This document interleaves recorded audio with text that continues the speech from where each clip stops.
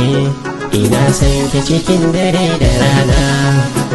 Tunaninka yakan saka ni kewa, mai alkunya ne na so a raina, mai lissafi ya ɗarar makowa, mai halin kirki ke ado abuna.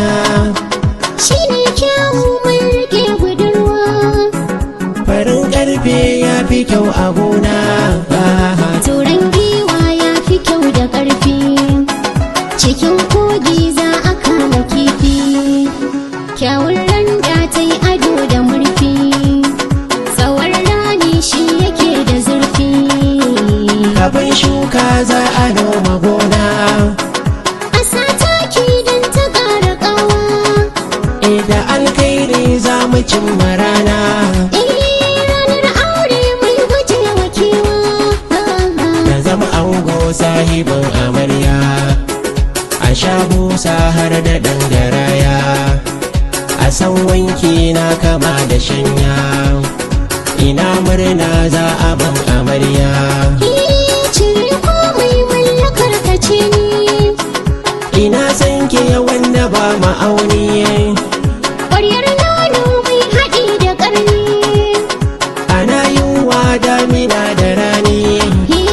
da an gama a ce wata da rana, duk mai mu mukan kira da suna, da mun gan shi mukan kira shi sauna, munafinci ko ina ya zauna.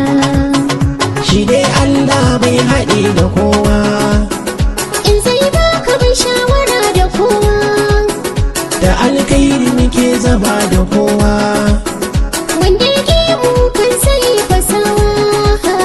Wata zara sun fi kyau na shirya, ka ɗau turmi za ka ɗau taɓarya, fura nono arziki na ƙwarya, kamar tukune mai haɗi da taya.